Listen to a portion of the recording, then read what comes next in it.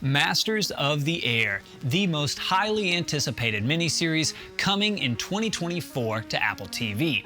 What do we know about it? Who's putting it together? And what can we expect? Let's talk about it.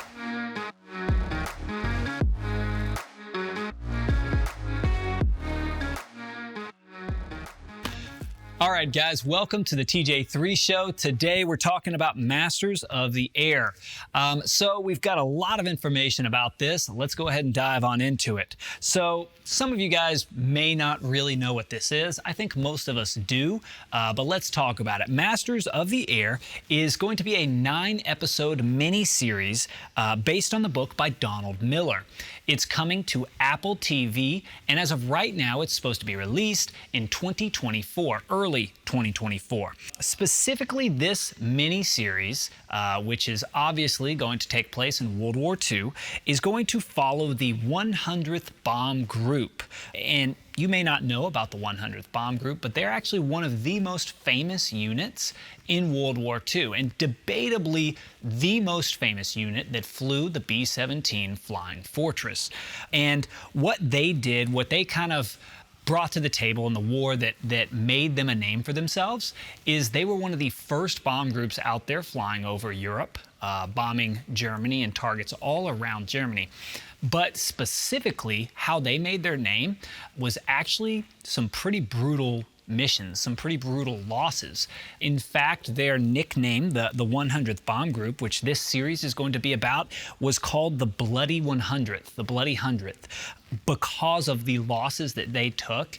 A couple examples of that, I believe, was a mission in late 1943 where they lost, I think, like 9 bombers on a single mission. And then also in early 44, I believe March of 44, on a mission to Berlin, they lost 15 bombers in a single mission. And that may not seem like huge losses, you know, in the grand scheme of things with the B-17 over Europe. But in fact, those are terrible losses for a single bomb group. If you know how many aircraft make up a single group or a single squadron, that is a huge chunk of the aircraft and especially the crew members in a single group that would be lost on a single mission like that. The statistics, I'm not sure the exact statistics. After I record this, I might put them up on the screen here, but the actual statistics of the losses and casualties of the 100th Bomb Group were astounding in World War II. And so this new series, Masters of the Air, is going to follow some of the stories of that bomb group, okay? And it's going to exclusively be on the B-17, as opposed to, you know, any of the other heavy bombers that took place in the war, because that's what the Bloody 100th flew. Now, what do we know about who is putting it together? Basically, all the information that we know about this series has come from social media posts of directors or cast, or just brief snippets of footage that Apple TV has released in trailers or stuff like that. So there's really not a lot of information out there. So what we have to go on is just what we know about, you know, who's in it, who's putting it together, and kind of, you know, sneakily released or leaked content, if that makes sense. So first, let's talk about the who. Who is making this documentary? Or it's not really a documentary. Let's clarify that. It's actually a drama, okay? But it's a historic drama, and they have made it very, very clear that they're going to be focusing on historical accuracy, but they will likely embellish some things here and there and take some creative liberty in some places, while doing everything they can to maintain as much historical accuracy as possible, which in my opinion is totally fine. There's nothing wrong with that. Oftentimes that makes the stories a little bit better because we get a lot more of a personal feel about shows like this. But that brings us to our first point, is who is putting it together? And we'll talk about the drama stuff, because some of these guys have made dramas in the past that have been very, very good using that same formula. So the big three who are putting on Masters of the Air is Tom Hanks, Steven Spielberg, and Gary Goetzman. These three were some of the brains that really helped put together two major World War II drama series already, and that was Band of Brothers and The Pacific. So those two series were very similar to what we expect from Masters of the Air in that they were very historically accurate. Band of Brothers was obviously followed very closely the actual stories of many of the 101st Airborne, and what they did is they took some liberties here and there, helping to give a more personal feel to the stories that were involved, while not straying from the historical accuracy. So that is what I would expect there. And then obviously Steven Spielberg, much of what he has put together in his career as a director has been, just iconic. And that's really what we would expect from him, nothing less. So those are the guys who are, directing this, putting this together, producing this. Now, let's talk about what we know about the actual production, the budget, the actual concrete details of making this new series. What we have likely been able to put together is that the budget for this new miniseries is likely between $250 and $300 million, which, let's put that into perspective. Band of Brothers, the budget at the time was $125 million. Saving Private Ryan, budget was roughly $70 million, and the budget for the Pacific was $217 million. Obviously, inflation, those would be a little bit higher, but you can see that this is no small production by any scale. This is going to be a massive production. There's going to be a lot of budget put into this, and they will spare no expense.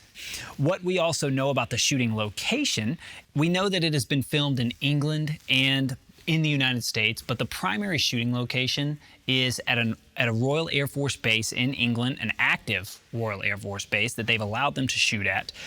Using this airstrip, they've created a shooting area, and we have some photos here that show the primary shooting spot, and this, you can see, this is going to be the airfield in England, 1943, 1944, and there are two B-17s. These are stationary B-17s. These are not flying B-17s. These are replicas, full-scale replicas that have been built. And here's a fun little detail, is actually using the ID numbers from these B-17s, from these photos, we can actually identify which two B-17s they're basing these off of. And that is going to be Wild Cargo, B-17 Wild Cargo, as well as Alice from Dallas. So if you want to get a little bit of a sneak peek about what bombers are going to be potentially focused on in this miniseries, those are probably the two leading candidates. Also, however, those aren't the only aircraft that are going to be involved. We do know that Sally B, a B-17, a flying B-17 located in England, one of the only flying B-17s that we have left, has been featured and will be utilized in this series. So that is, they're going to be using actual flying B-17s. We know that.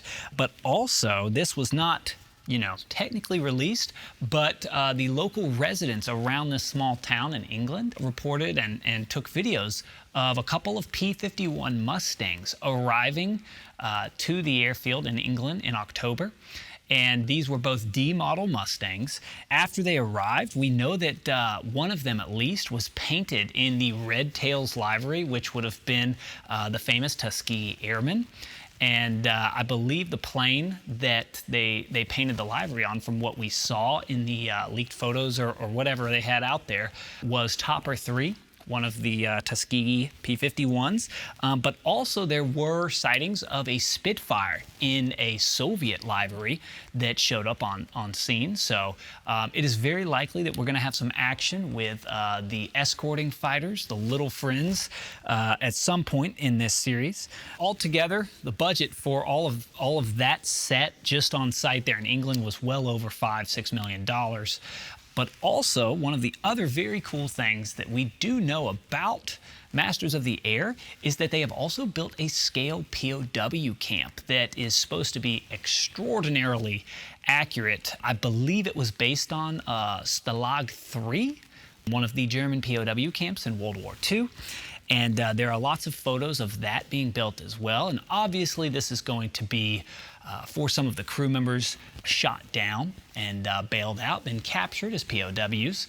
We have also seen some leaked photos, or some photos that, directors and cast have posted on social media of a burnt out B-17, bombed out German villages, recreated. Here's one of my one of my favorite photos that I've seen from the upcoming series, and it's just a newsstand. But at this newsstand, you can kind of see the detail that they're going to in the series. There's always little things are always a good indicator of how good something is going to be, or how well something's going to be put together. And you can see in the newspapers here at this newsstand that there are tons of historically accurate and very detailed headlines in all of the newspapers, which I personally thought was very cool. We also know that they've used something I believe called the volume to create the in-cockpit shots, which is actually not a green screen, but it's a very fancy multi-screen recording setup that allows them to get very realistic shots of the interior of a cockpit. And I believe a similar setup was used in another Russian film that was on a fighter pilot that was shot down in the Soviet force. So overall, I'm very excited about this. I hope you guys are too. It is expected to be released in early 2024. As of right now, I believe it will only be on Apple TV, so you do have to be a subscriber to that service in order to watch this. So I think if you're like me, I will be finding a way to watch it. I may end up signing up for Apple TV for just a short amount of time to watch it myself, but I look forward to it. Going forward in the show here, I will be answering viewer questions, specifically historic questions, Warbird-related questions in a segment. So please comment down below what you would like to hear me talk about next, or any questions you might have about the air war in World War II. And that is all I have for today. Thanks for tuning in. Please follow, subscribe wherever you listen to podcasts, and I'll see you next time.